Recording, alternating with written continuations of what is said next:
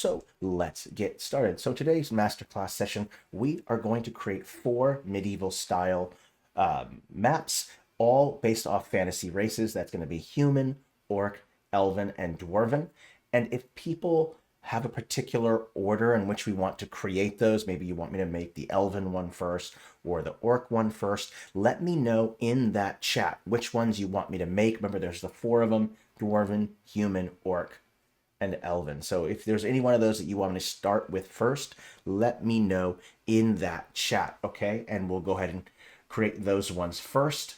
So just to give an example here, I want to show you some example maps that I made that kind of give you an idea of what kind of medieval maps that you can kind of make here. First, we have our dwarven one right here. And then also there's our human. A human one has a little bit more green in it. There's also orc. And then finally, there's going to be that elven one. So we've already created these, so you have an idea of what we're going to be creating in the stream. Every single one of these maps, you can find them on my profile. The profile link has been pinned at the top of the chat, so you can go ahead and clone and edit those for personal use. So that's what we're going to be working on today. Before we get started on making the maps, we need to kind of define what are the defining features of medieval maps, like what makes a medieval map.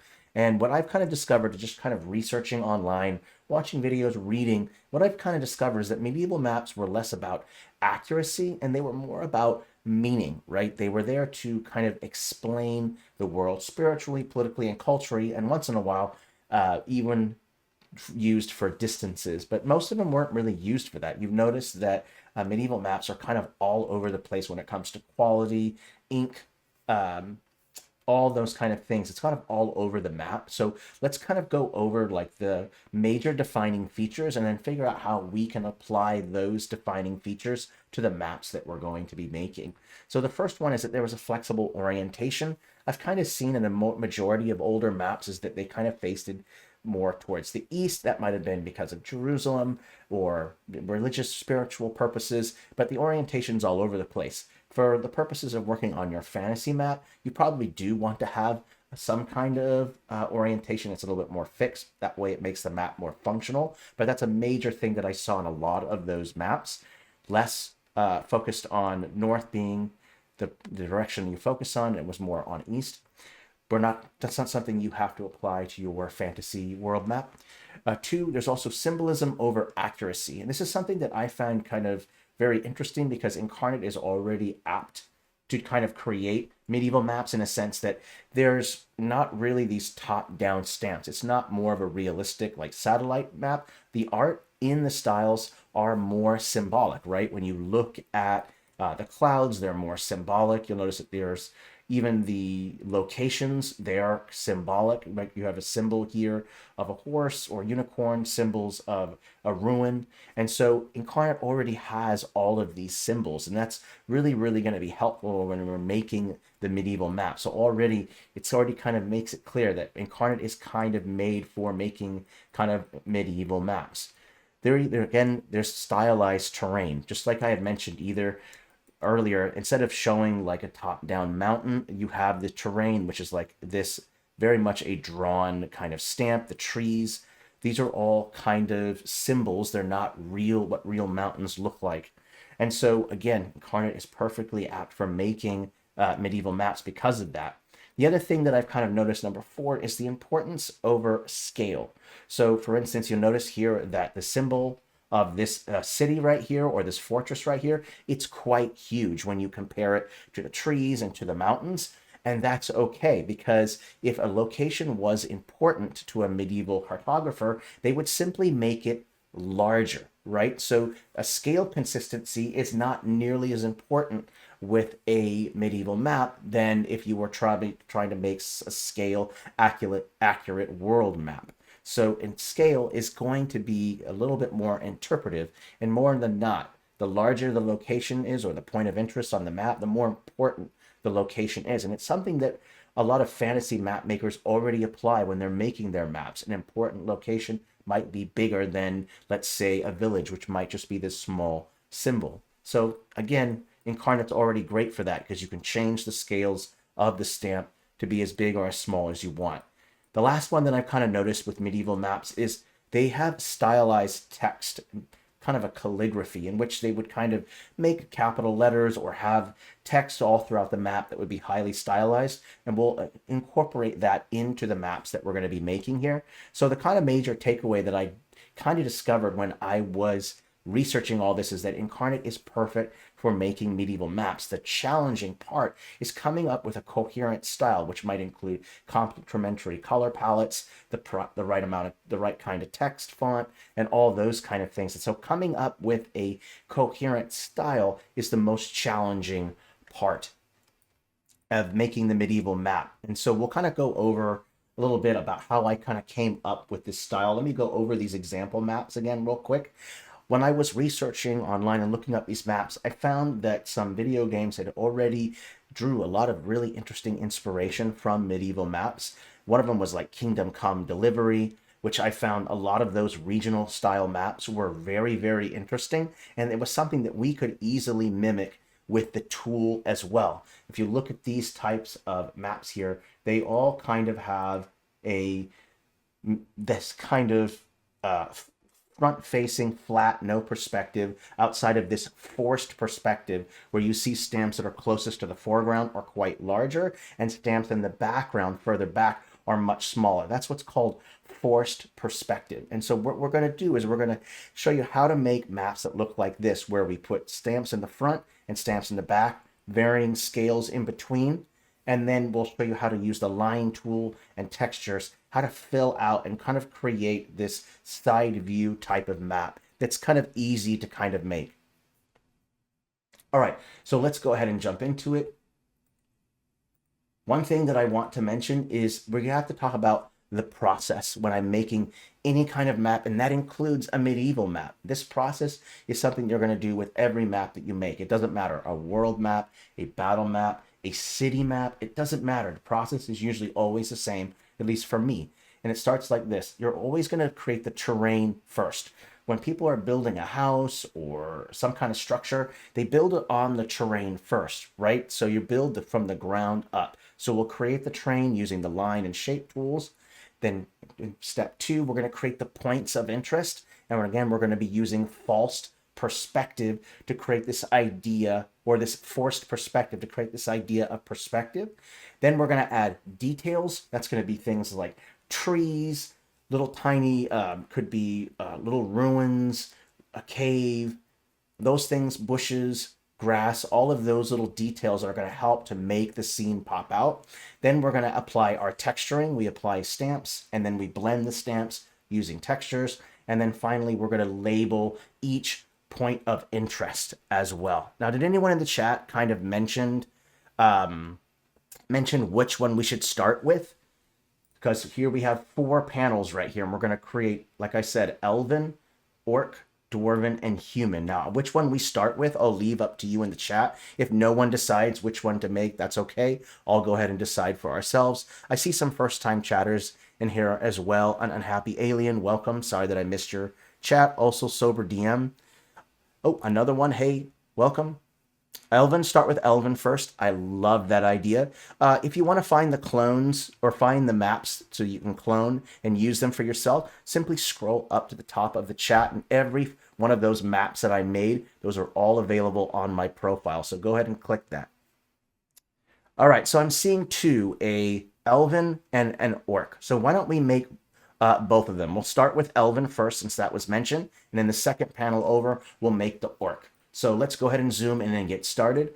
So that first one is going to be Elven. And what I'll want to do is I'll probably want to maybe choose a background color for the theme. Let's go with more like this kind of greenish color. Let's go with this bright, vibrant green. It is Elven. And then what I'll also do is turn my snap to grid on. Make sure I'm set to the right layer, background layer. And I'm just going to go ahead and apply that. Now I have this nice green texture. It's going to fit. This is going to be that base texture, and everything is going to be built upon that. So what I'll do next is go to my line tool, and there's a specific line that I like to use. I'll go into the catalog so you can see it, but it's called Ridge right here. So you have this nice ridge. Go ahead and select that, and I'll go ahead and just make one ridge real quick so you can see it.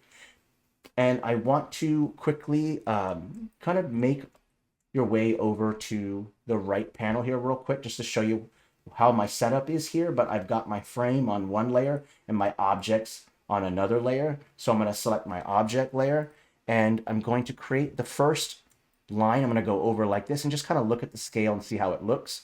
I need to flip it so it's facing up. I want that solid line to be facing up. And I'm also going to change the scale a little bit so I can see it really well. I can see that well. That's great. Let's also change the hue to a more greenish color so that it will kind of match in with the color underneath of it. All right, another first-time chatter. Welcome. Awesome. Okay, great. All right, so now we've kind of set this nice ridge right here. Why don't I go ahead and just favorite this right away, so it'll be right here in my favorites, just in case I start making a lot of different ones and then in my recents it gets knocked out. Favoriting something right away is really helpful. So I've set that up. That's going to be helpful. Now I can start making the terrain. And what I should start doing first is thinking about what kind of terrain to make. And one thing that I've learned in map making and just art in general is you should always think about this ironclad rules of contrast, right? When it comes to terrain, there are a couple things that you can do with contrast. One is land versus water.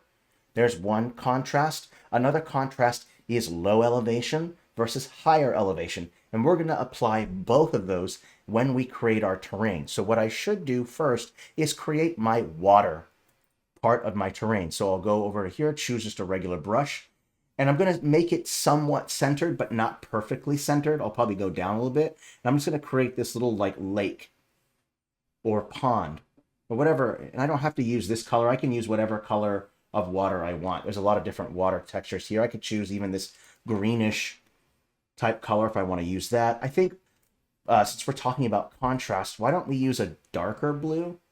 Because we have a lighter green texture for the land. So let's use this darker blue. And I'm not going to make a perfect oval. What I'll do is I'll kind of create some sections to where it's not this perfect symmetrical shape. So I'll kind of create this oblong, almost like a bean shape, like this. And that's where my world tree, I'm going to put like maybe a world tree here, or maybe something in the water.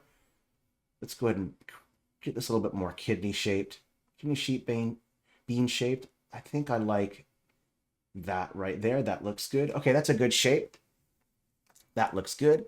And I'm also just going to place my center stamp just real quick so that I have a sense of scale and where to place my mountains or my line tool. So I'm going to go to not mountain, but let's go with tree. I'm going to grab, I don't know, I think I like this world tree probably the best. Turn off my snap to grid. I think that probably looks the best. So let's go ahead and place that there. There we go. Now I can go in and start placing my terrain. And the way that I do my terrain is I start from the front and then move my way back towards the horizon. So I'll go ahead and create maybe my first line. And I am using a pen for this, by the way, not a mouse. I'll go ahead and delete that and show you how I do it. If you are using a mouse, I might recommend using the pen instead of the free draw, because free drawing with a mouse can be kind of challenging. Let me show you real quick what it looks like. So this is what I'm doing with a mouse. If you don't have a lot of control with your mouse, then might I recommend the pen. And this way you can go like this. My recommendation is to use more nodes so that you can get more curve out of it. But I'm going to use my drawing pen. And I'll start with one line first. This is just going to be like our foreground. And then from here, what I'll do is I don't want to create the exact same line like this and just do it again. What I want to do instead is to contrast a little bit. So because the right side is higher up and the left side is further down, why don't I do the opposite? Let's put the right side being a little further down and then bringing this further up right here, right? And then I'll just keep adding in these kind of shapes like this.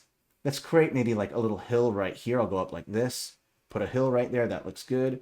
And I'm just going to keep placing these lines like this and just follow that particular pattern where one spot is lifted up, then the next line have it be down like this. So see how this part's higher up? Let's bring this one further down, right? And then maybe what I should do is maybe create some hills that are going to be kind of going around like this. And then I can kind of create some shapes here.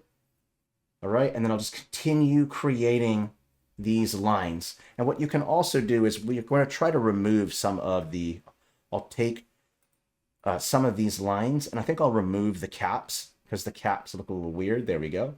Remove the caps. There we go. And I'll just continue working on my lines here. I'll try to follow the contours of that body of water there. Same thing here. Follow that contour. Same thing here. Maybe go here like this. And then I can start going in and start creating some shapes that kind of build like this. There we go. Just like that. That looks good. And then I can kind of make a shape that goes around like this. And so already it's starting to kind of come together, making my shape. I'll go across here and start creating a line that goes across here. And that right side is kind of high up. So why don't we do the opposite? Let's go ahead and build up this side. Build up this side a little bit, bring it a little more flat. Oops, I went the wrong way. Let's go like this. There we go. That looks good. Why don't we create a higher segment right here like this? That looks good. And you notice that I'm starting to create, all that I'm doing is creating the contours of the terrain to create this sense of elevation, right? I'm kind of making it look like there's these hills and things like that by using this ridge with the line tool to create these kind of contours of the terrain. And that's what makes it look more interesting, right? And the more vines that you add, the more contours that you're creating, making it look more interesting, right? So just kind of remember that trick there. Let's also kind of maybe start to change up, create maybe some rolling hills in the background like this, maybe some rolling hills in the background here. And then the farther we get towards the back, let's start flattening out, straightening out a little bit to create the horizon, right? So I'll go straight, and then I'll go ahead and just use the pen and create a straight line that goes across like this. And then there is my horizon. I'll just go ahead and flip it and face it the right way. Let me make sure that I have it facing the right way. That looks good. Okay. So what I can do from here is I can start changing the sizes of the strokes to make it look like they're further away. So let's start with these back three right here. Let's just bring the scale down a little bit. There we go. That looks good. Let's take that top one and bring the scale down a little bit more. And we'll do the same thing here. I'll go ahead and take some of these lines right here and just bring the scale down just a little bit. There we go. And then I'll bring the scale up on these lines just a little bit like this. There we go. And so you're kind of figuring out the trick here. What we're doing is we're doing what's called forced perspective. The things that are closest to us will be bigger, and the things farthest away from us will be smaller. So if you kind of follow that logic. Now, once I've kind of put down most of these pieces here, I can start deciding some scale of stamps. So let's first go ahead and make sure that I have everything selected. Let's look at the scale of this stamp right here. This one seems to be at 260. Okay, so let's go ahead and put one stamp at the front and one stamp at the back, and that way we can start setting our scale. So let's maybe grab some points of interest here. Let's type in Elven like this, and I'm going to use the front flat facing. Now, the great thing is you can also use isometric and mix it with these more flat facing ones, because I've seen medieval maps where depending on the skill level of the cartographer, there might be a mix of isometric stamps and these more front-facing, flat-like perspective stamp, non-perspective-like stamps. And you can totally mix those. Now, that's up to you. You can decide for yourself whether or not you want to mix them or not. Just for the purpose of the video, I'm going to try to stick with a continuity of perspective with the stamps that I'm using, just so that way it's just easier. That way I won't have this kind of confusion here. So what I'll do first is I'll go up one layer, so that way that my stamps that I'm placing will always be above these landscape, these ridges right here. And what I'll do is I'll pick a stamp to live just right on top of this hill right here, and that's 180. This is at 260. And then I'll choose another stamp. Let's maybe put a village in the front. Let's go ahead and expand all these, expand all assets. Let's maybe choose one that's going to look like a village. Why not we use... let's start with this one right here. And we're going to bring the scale up. Let's maybe bring this up to about 440. Let's go ahead and build another one. Let's use this one right here. And I'll make this the highest scale that I can make it, 500. And I'll just place it right there, right in the front. Okay, and then I'll also put a stamp in the very, very back as well. Remember, we want to try to start getting our scale down a little bit. And I'll go ahead and bring this down to about, let's go with about 100% right here in the back. Okay, 100% in the back. So we have 100, 180, 260, and 500, the max size. So you guys are starting to get the overall idea of how to kind of put things together. Now that I've set those stamps, it should be a lot easier. I can just go, okay, I know what the scale of the stamps in the front, the middle, kind of the middle background, and then the very, very background there. So we've kind of set our scales for our stamps. That's going to be incredibly helpful. Some other things I'm going to do real quick, I forgot to mention this, is I'm going to turn on a couple filters.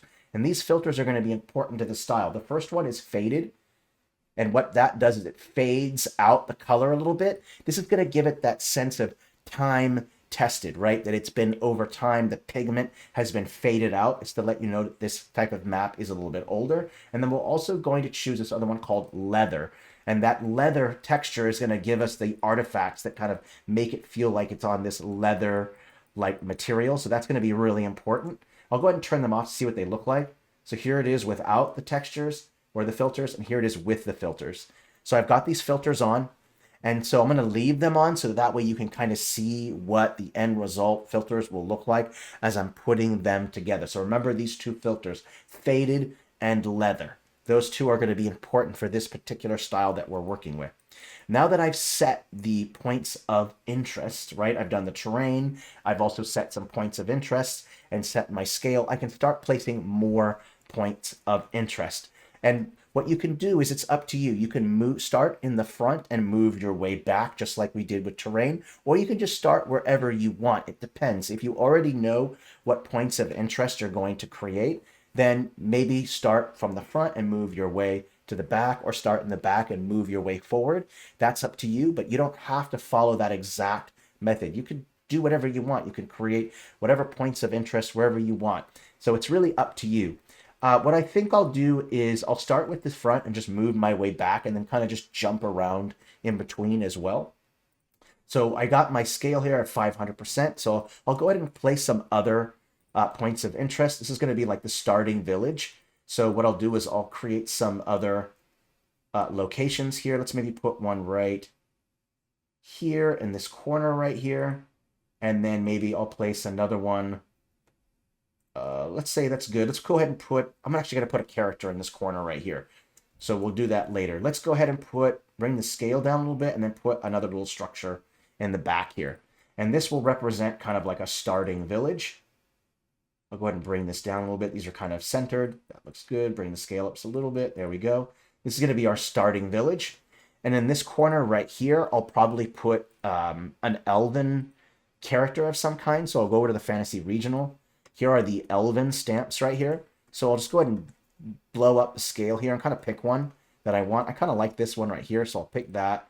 I'll bring the scale up a little bit. I'm going to place them just right here like this.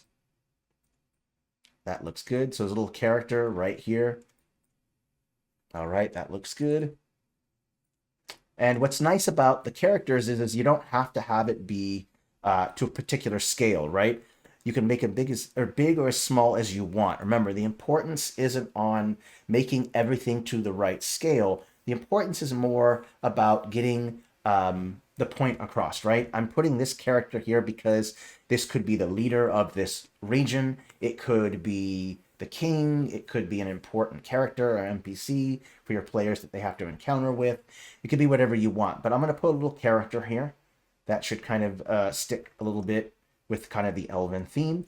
And then I'll just continue adding more locations. I'll go ahead and go back to type in Elven here and then kind of select those. Let's go back to my fantasy world. Here's our Elven ones. Let's go ahead and pick some more here. I see there's a nice Elven kind of city right here. Why don't we put a city right on top of the hill right here, just kind of looking over right here. And then I'll put another, maybe a little city piece right here. That looks good. And then I'll just keep adding a couple more locations. Let's put maybe this nice little temple right here. Why don't we bring this down to scale? I believe this one is at 180. This one seems to be further in the background, so let's bring this down to about 150. Put that on top of that hill right there. That looks good. Let's keep adding a couple more locations. I'll use a couple more Elven stuff, and then we'll put in some random locations like caves, ruins, a tower, all of those kind of things. Things that your players will probably want to encounter while they're in this region, right? So let's keep looking here. Oh, I see a castle right here. This is perfect. Why don't we place a castle like right here? Should be about the same scale as this one. I'll bring it down a little bit to about 130. Let's bring that scale down a little bit. About there. Should look good. Make it look like it's a little further in the background. So the locations are already kind of coming up there. Let's go ahead and put in some towers, ruins, and other things like that. So let's go ahead and choose a tower here. And why don't we have this right here be maybe in the background right here? This is going to be where the ocean is. And so why don't we have a series of towers that kind of guard the ocean? So I'll put a tower here, a tower here. They don't have to be exactly perfectly equidistant from each other. So I'll go ahead and have that. We're going to put some towers in the background there. That's going to be helpful. And they don't have to be perfectly equidistant. Maybe I'll move them a little bit this way. And then I'll also put some towers maybe in the foreground here. Let's put maybe a bigger one right here. Let's check the scale. This is 180. Let's go ahead and put this at about 160. Let's go ahead and put that just right there on this hill. There we go. That looks good. Let's go ahead and put in one more that's bigger, a little bit closer.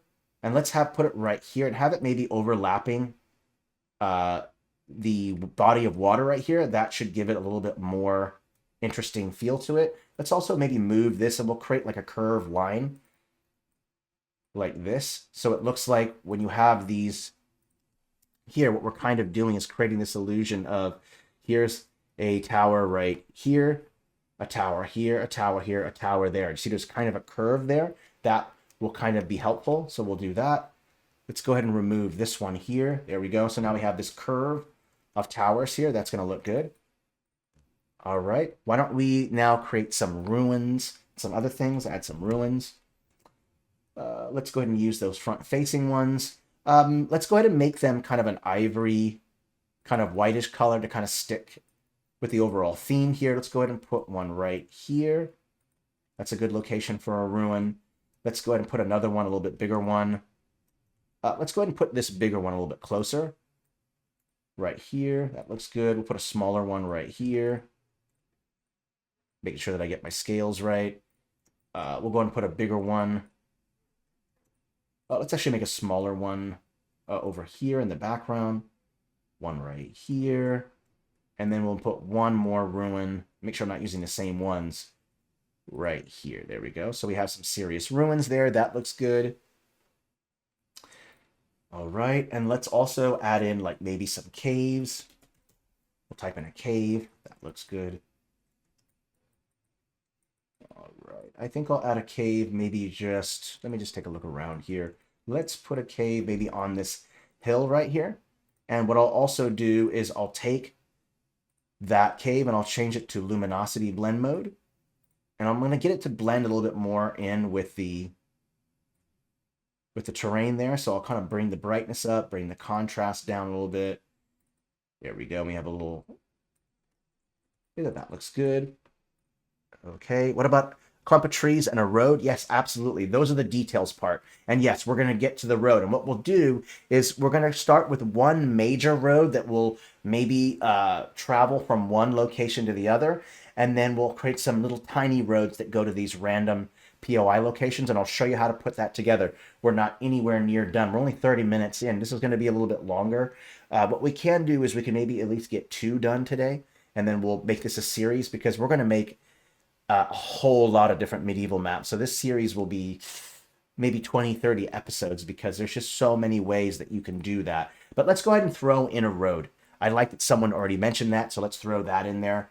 We're going to use a lighter texture so that it will pop out to create the road. We can use this yellowish one. Let me just apply the texture real quick so you can see what it looks like. So that kind of pops out a little bit. And what I'll do first is I'll just go ahead and paint where the POI is standing, and then I'll just start creating a road. Now, when you're making your road and you go over each little mound right here, I'll show you a cool little trick. Instead of making it flow straight like this, where it connects, we're going to undo that, go a little further to the left or the right, and then create the path. So if I go like this, go a little bit to the left right there, go a little bit to the side here, go a little bit to the side here, and you're creating this illusion that there's some height. So instead of these lines, don't make that road go straight like this. Offset them a little bit on the hill to make it look like there's height into the map. So kind of a nice little trick that you can do there. I'll go ahead and just repaint those so you can see it again. So we'll go right here.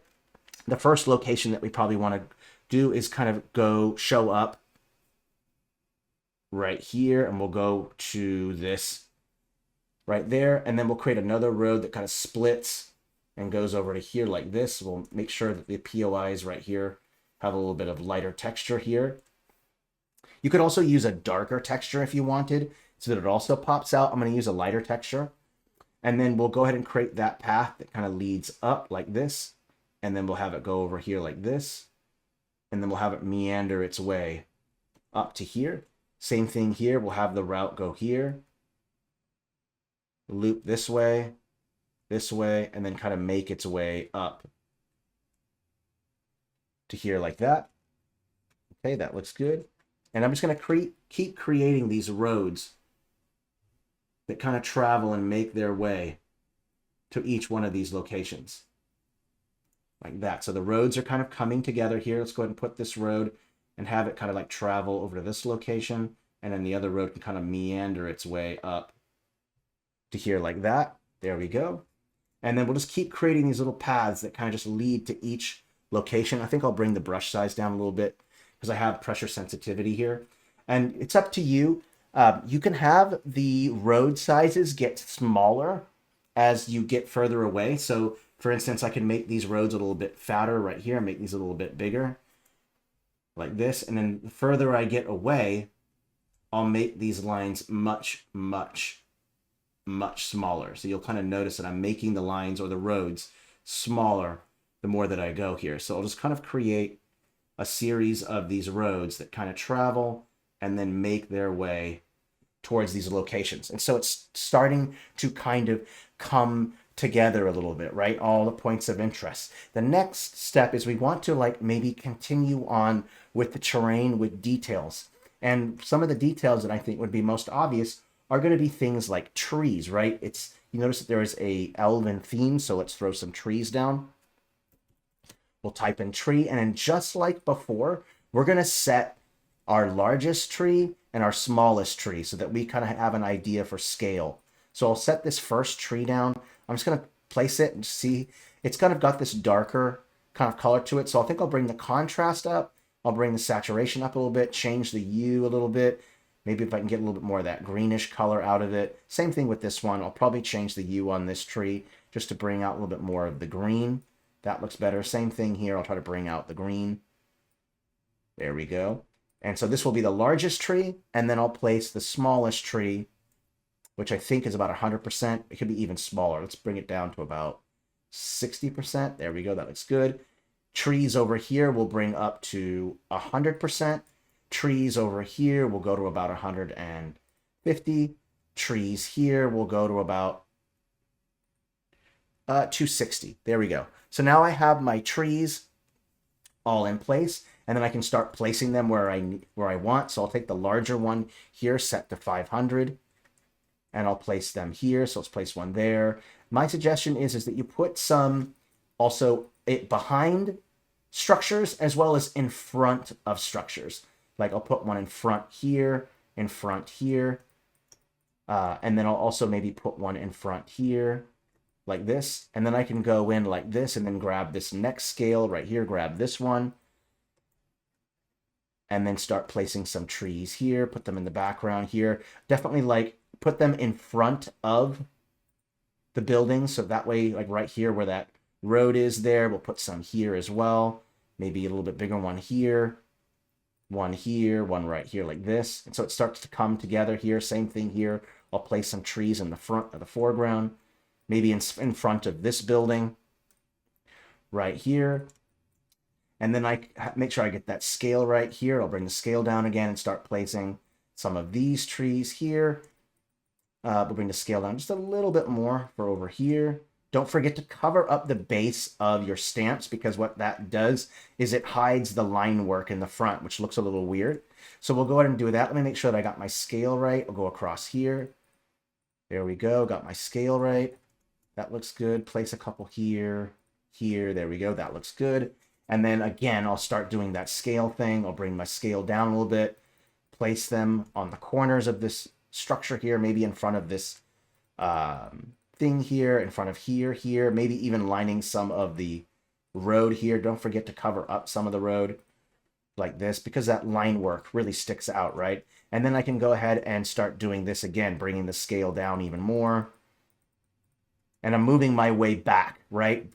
Bringing the scale down each time that I start to add my trees here, right? There we go. That looks good. I can bring my tree scale up a little bit here. Go here, here. And it's okay if your scale is off a little bit, because that's one of the big things with medieval maps is sometimes the scale is really wonky, and you may think of it as kind of like a cop-out, but the truth is that is into the spirit of medieval maps. And that probably existed because cartographers were at various skill levels. They had patrons, and they had various levels of skill, availability of tools, materials to make the maps. There's not modern science. So all of these things kind of play a role in that. And so because of that, because of those inconsistencies, it's easier to make these maps because of that, right? You don't have to focus so much on making the scale perfect. You can have it be somewhat close and it will still look okay. And so that's kind of important when you're putting together these kind of maps. All right, so I put down a bunch of trees. Let's continue just adding more details. Like what I think I might do is add some mountains. And let's go ahead and use these kind of more greenish style mountains here. Let's use this one right here. I might want to change the hue of it. Let's go with hue. And let's also change the foreground color. Let's use the same green color, choose foreground layer and go fill. And that should fill that. And then I'm also going to select that same mountain. I'm going to shift it to make it a little bit more on the green side. We'll desaturate a little bit. There we go. And I think about 100% scale will look good here. Let's also just bump up that a little bit. And then I can go ahead and start placing these mountains. Okay, so let's go ahead and place these. This will give us some dramatic background. Oopsie, my mistake there. Don't want that to go off the edge there. There we go. That looks good. Let's put one there. That looks good. Okay, I think we can also go in and throw in maybe some hills. Let's go ahead and place those. Let's place a hill there, there. Place some foothills here, there, there. That looks good. All right, that looks good. A lot of the negative space is where those hills can go. I'll bring the scale up a little bit, and let's kind of fill in some of the negative space that you see with some hills as well. That would also kind of like fill in that negative space. Don't forget to incrementally increase the size the closer that you get. Let's put maybe some hills right here, here, maybe one rolling just right there. And then I'll bring the scale up again, kind of put these hills right there. That looks good. Put one in the background there. Bring the scale down one there. That looks good. Let's put one right here. That looks good. Okay, so we've got some hills there. That looks good. Let's also, let's say that you want to say like a blanketed forest, but you don't want to add, you don't want to put down 1,000 little trees. You can use bushes instead to show a kind of forest. So if I take these bushes right here, I'll place one down. You kind of see what it looks like. And we might want to maybe mess with the hue, maybe bring out more of the green, desaturate a little bit, bring the contrast down just to kind of fit. I think that looks good. And then I'll go ahead and just kind of place these bushes right here in the background to kind of make it look like these are kind of like a forest in the background. So that will look good. Let's do that. There we go. Get some forested areas in the background here. Stack them on top of each other to kind of create this illusion of a hill. Right? So we got this kind of this green like forested hill here. That looks good. We're going to add that. Just keep adding more of these. This looks good. That looks good. Okay. All right. Our terrain is looking much better. Let's go ahead and also maybe bring the scale up, and then we'll throw in some more of these. And these don't have to be perfectly to scale because, as you know, with bushes, they can vary in scale, right? You could have a very large bush and you can have a very small bush. So when it comes to scale with bushes here, I think it's okay if you vary a little bit with your scale. I think that's going to be not a big deal. So if I place these down like this, it's okay if some are really big in the foreground or really small. It really doesn't matter. So that's up to you, okay? Oh, wow. It took an hour just to make this. This is going to have to be a full-blown series, I think. And then what we'll do is I'll probably we'll make a whole series based on this because there's so much fun stuff that you can do. I'm really enjoying the Elven one quite a bit. It would probably take 4 hours to probably make every single one of them. I'm not sure if everyone has the time for that, so we will make this a full-blown series. And the next one we'll do like an orc one, and then we'll do a dwarven one, and then a human one. There's a lot of different ones that we can make. And then once we finish doing those, we can make some desert ones. We can make underworld ones. We can make a cloud city type of ones. There's so many medieval maps that we can make. So we're definitely going to go with a little bit of all of them. So this will be a full-fledged series, which I'm very happy about. I'll go ahead and maybe have these bushes maybe create a frame around here. I think that would be a nice touch. So let's do that. Create a little frame that goes around. That sounds good. Oh yes, absolutely, Alice. A Fey one is an absolute must.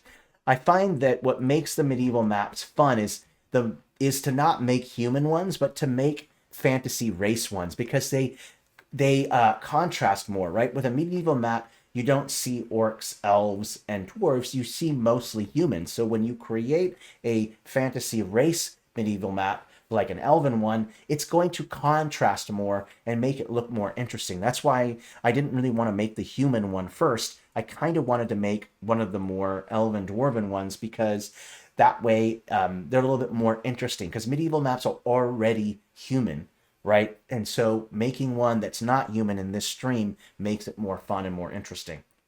Okay, so it's slowly kind of coming together. You notice that I'm adding all these bushes and things. Why don't we also do the next part, which is to add in some more texturing. And what we could do is we can paint in some shadows. We can paint in the foreground color a little bit. Let's do that. Let's go take this blue color right here. And we don't want the background right here to be green. We want it to be blue. So I'll just bring it down like this and go apply. Ooh, make sure it's on the right layer. Undo, my mistake. We'll go to background layer, apply. There we go. And now we have this nice blue kind of background like the sky here. And we have a distinct difference. We have the green terrain and we have the blue sky above. So that kind of creates this nice, a little bit of contrast there with those colors. Let's go ahead and also remove some of these mistakes that I made. Some of these bushes here, we'll remove that. There we go. Oh yeah, we can add a sunset. There's so many details that we can do here. Let's go ahead and do the texturing bit first. My recommendation is to take the texture that you already used for the background, that green terrain color. All you're going to do is just bring the brightness down about maybe 15%, 15 points. So let's maybe go with about 85. And what this will do is we're going to paint in some shadows and things. So see what happens when I paint in this darker color. You want it to be dark enough to where it's a difference between the lighter green. And it seems obvious there, so that's good. Let's go ahead and first paint in the shadow part. I'm going to have the light coming from the left side, projecting to the right side. So let's go ahead and paint in the shadow of the hill on this side right here like this. So I'll go ahead and paint that shadow there. Let's go ahead and paint a little shadow here. Let's also paint some of the shadows on this hill right here like this. Go ahead and paint that in there. Paint in here. And what you can also do is just paint in some random sides right here like this. I'm just going to paint this strip right here a darker green. and that will contrast against that lighter green. Let's do it again. Let's put a little darker green in this slip right here. Let's put a little darker green right here in this one. That looks good. Put that darker green in this section here. Let's also maybe make a darker green section right here. That looks good. Darken that one a little bit. Let's go ahead and darken this section right here, make it a little bit darker. And what this will do is it will kind of change the terrain a little bit. See how this little darker section now contrasts a little bit against the lighter section? So that looks good. Let's also bring the brightness back up, make it a little bit higher. Let's go ahead and paint this lighter, more lighter color. Let's bring the brightness to about 111. And I'll just go ahead and paint this lighter green color on the left side of the hills and overall on the left side of the map in general, so that this way I can kind of show that there is some light there. So I'll throw a little bit of light on this one right here, a little bit lighter, throw a little bit lighter here. Definitely in the background right here, make it a little bit lighter. That looks good. Okay. A little bit lighter here and here. There we go. Okay, that's kind of coming together. That looks good. Let's also paint in some more details. Let's go ahead and use a grass texture. Right here we have grass. And I'm going to do the same thing that I did before. I'm going to change my scale. I'm going to make it smaller the further back that I go to the background. So let's get my scale right. Let's go ahead and paint in some grass. Let's go ahead and wherever you see like some green area, just go ahead and paint that in there. So I'm going to go ahead and paint some of this grass. See, I'll paint in that grass there. That looks good. Paint in some grass there. Here, that looks good. That looks good. Okay. I see some sections here. Let's paint that grass in here and all in here as well. There we go. Okay. Then I'll go ahead and bring the scale down a little bit, and we'll go and just paint here as well. Paint a little bit of that grass all along here. Remember, don't worry about making it perfect. It's okay if it's off a little bit. I think that's the nice part about medieval maps, is that you can get away with that. I'll bring the scale down even more. Paint a little bit of grass in here like this. Really get that grass in there. And what you're doing is you're giving yourself a little less work. Instead of putting all this grass stamps down, all you have to do is just paint this overlay grass texture down, and that will save you a lot of time than trying to have to hand draw or have to put down those grass stamps. I mean, you can place your grass stamps. That works fine too. But I find that using this overlay texture right here is really, really helpful. Just go ahead and bring it down to 73. Bring that scale down. Same thing here. I'll bring it down. Paint that in. There we go. That looks good. All right. So you'll notice that overlaid grass works really well. Hey, first time chatter, P Solar P. Glad that you're here. Awesome. Okay. All right, let's just take a step back and look at it. I think overall this is looking good. We're definitely going to finish this before we end the stream, so I'll definitely finish it. Let's do a couple things. Why don't we go over to the background and work on something a little bit more interesting for the background? Someone mentioned a sunset. Why don't we use a symbol for that? So why don't we take a sun and take one of these right here and just kind of place that and put that in the background there. Why don't we place this down a couple layers? I'll bring the scale down. Why don't we offset a little bit? Let me see where it would look best. I think it would look best kind of going behind a mountain. I think right here looks good. Why don't we put that there? Right behind, that looks good. We'll do that. Why don't we also throw in some clouds as well? Let's use the stylized clouds. I think those would look better. And I'll go ahead and place some of these stylized clouds. Let me make sure that they're put down on the right layer. Go down a couple layers. Let's go ahead and put some behind here. Let's go ahead and frame a couple. Let's put one behind there, one behind this one behind here, up here. And then why don't we put a couple clouds in front too, because mountains are so large that they create their own weather. So let's go ahead and place some in front of those mountains. Let's put one right here. We'll just make it a little bit smaller. One right here. We've already got one there. Let's go ahead and put this one here in the front. Let's put another smaller one right here in the foreground. There we go. That looks good. Okay. So now we have this nice kind of cloud formations that are being set. So that's kind of, so that's kind of helpful. You could add all kinds of things in the background there. Maybe there's an ocean in the background. So we could also just take a ship. Let's go ahead and take these flat-facing ones. We'll put a ship here in the background. Put this down a couple layers, and to make it look like it's far off in the distance, we'll go and put a ship right there like that. If you wanted to add like ocean, then you could do that too. You could actually take this same stamp that you used right here, this same stroke right here. I'm going to go ahead and go across like this. Make it go all the way across like this. Go down. I'm going to bring the scale way down like this. Let's make sure it goes down a couple layers as well. So I'll push it down a layer. There we go. That looks good. I'm going to have to change the color of it as well to fit more of this bluish color. So we'll go with hue. See if I can find that blue color. That looks a little better. That looks good. And then I'm probably going to have to choose a bluish color that's going to be separate from that background color. So let's bring the saturation up, bring the brightness down a little bit. And then I think what I'll do is I'll try to paint this kind of ocean-like color like that. That looks good. Let's go ahead and paint that in. There we go. And now we have kind of an ocean there, so that looks good. And I can go ahead and kind of place some ships out there. If I want, I can also place, like, maybe there's an island out there. I can take a mountain stamp and place that in the very, very background there like this to make it look like there's some kind of island out there in the background. There's all these different things that you can kind of do. That's up to you. Maybe I want to paint in some waves as well. Let's go take these waves. Let's change the scale. And then I'll just go ahead and paint in some waves here. Make them nice and bright white so that way they contrast bright really well. There we go.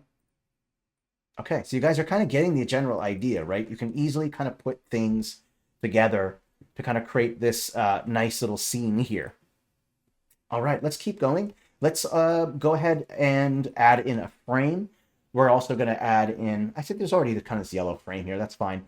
Let's go ahead and let me just take a look at the map and see if there's any negative spaces that that might be a little too much negative space. You know what I mean? So like this section right here, there's a lot of negative space right here. So why don't we maybe place at least one point of interest there? Why don't we place maybe like a ruined tower of some kind? That might not be a bad idea. Here we go. Let's go ahead and place a ruined tower on one of those little hills right there. Desaturate, bring the brightness up. Let's put a little tower right on top of this hill right here. Oopsie, we'll go up one more. There we go. Make sure that it's behind that stamp right there. It is not, so go up a stamp. There we go. Got to do some layering real quick. There we go. That looks fine. So one ruin on top of there, and then I'll put another ruin. Let's put another smaller ruin maybe on the hill over here like this. There we go. And I think I might have gotten the scale wrong a little bit. Let's bring this scale up a little bit more. Let me just make sure. Let's also move the hill this way. There we go. Because it's lined up with that in the front. So I'll go ahead and just move this, offset it a little bit. There we go. Some of that negative space now has been filled up, and that's good. I didn't want to have zero negative space. Let's go ahead and take that grass texture and paint it a little bit there as well. You could do that too. Oh yeah, absolutely. We could do that. Yeah, absolutely. You could do it like this. You could bring the scale down like this. Just put it up here. You could use a shape to get rid of it. We can just draw it ourselves. We could take the shape like this. It's up to you. There's a lot of different ways that we can do this. I could create my own sun by just using a shape tool. Let's go with fill. Let's go ahead and choose maybe a color. Let's go in here. Let's choose a texture. Let's go with this yellow one right here. Looks fine. I can go ahead and just make a full circle like this. That looks fine. And then I can go in and just go subtract. And then I can, with a square, and just kind of remove like this. And then I can place that in the background like this. So it's below. And then why don't we actually make it a little bit bigger, and then we can put this right here overlapping, and then there's your sunset right there, so you can do it that way as well. There's so many different ways that you could set this up. So just to stick to time, I kind of chose the easiest method, which was just to make this half kind of shape there. And then of course you definitely want to put that tree or put that ship over the horizon there so that it overlaps. I can move that to overlap that, move this a little bit. There we go. Oopsie, undo that, my mistake. There we go. Let's quickly add the labels. If people have ideas for the names of the locations, let me know. One other thing I might want to do real quick is to kind of frame where this person is sitting. Let me type in grass right here, or standing. So I think I'll just take some big, tall grass and just kind of place it in like a ring like this, just so I can kind of frame where that person is kind of sitting. And then I'll also add a little bit of grass here to kind of frame this as well. There we go. So that way there's some framing here. There we go. That looks good. Some there. There we go. Okay. So at least this grass now is kind of framing a little bit that character where they're standing. That looks good. Last little thing here, we'll go ahead. I'm going to switch over to my frame layer and I'll go ahead and add in some labels. Let's see here. Let's go type in banner. And I'm going to use something besides these banners. Ones I like to use are watercolor battle mat or watercolor city banners. I find that these work really well. And the line work works because it's this thick line work like these stamps here. So these work really well. I'm also going to make sure that these like stand out. I'll make them kind of a bright white color. And what I'll do is I'll make sure that the banner is not too large to where it will hide everything. And one thing you don't have to do is you don't have to label everything. You only have to label the most important things. So I think I'll label this starting location here. There's a tower here. Let's go ahead and label that one. The world tree is kind of an obvious one to label, as well as maybe this region right here we can label. This structure right here we can label. Let's label this structure right here, this kind of castle right here. We're going to label this town right here. And let's also label this structure right here. So now that I have my labels, and again, I kind of pushed it up. I have this frame layer. I wanted my labels to overlap a little bit so they go over the frame like this. And that's a great way to kind of create this sense of depth. So I'm just going to place one right here above here, one right here. I'll even kind of have it overlap just a little bit on top of that frame, just so there's some overlap there. And then we can kind of give things names. If you have any ideas for names, let me know. I'm not going to add the names, but I just wanted to add them there. But this is the overall, how you kind of put it together. Remember what we mentioned with that process, right? Oop, I think a bunch of stuff just disappeared, and that is okay. Uh-oh. It's like something might have lost stuff. If you ever see something like that that happens, you just hit the recovery mode, and it will recover everything. There we go. Just give that a moment to load. Real quick. Just kind of remember the process. You start from the ground up. You're going to make the terrain using those ridge with the line tool. And then you're also going to then start creating your points of interest. Remember, it's going to be important that you do this forced perspective. Stamps largest scale closest to you, while stamps that are in the foreground or in the background are going to be the smallest. Kind of remember that. Then you add all your details, your texturing, and then your labels. That was kind of the final process that we kind of did there. Okay, here we go. All right, let me take a look at this. I'm going to turn my frame on real quick so I can see it. Yeah, I'd say overall this turned out quite well. The other the last bit of things that you could do is you could change in is you could throw in little details in here, like little campsites using the camp stamps. You could throw in more caves. You can throw in all kinds of things to make the map kind of work out. So I think in episode 2 of this medieval series, we'll make the orc ones next. And so that will be a lot of fun, and I'll show you how to put all that together. So thanks, everyone. This was great. I really love making these types of maps. If you also have suggestions for future medieval maps, maybe there's a particular style that you saw on Pinterest or through Google Images or whatever your search engine is that you use for the images, you can always DM me on Discord, send me those images, and we can see if we can actually recreate those types of maps in the tool, okay? All right, everyone, this has been a lot of fun. I look forward to the next episode next month where we work on the orc one. All right, please stay safe and healthy, and merry map making, everyone. Thank you so much. I'll talk to you later. Bye.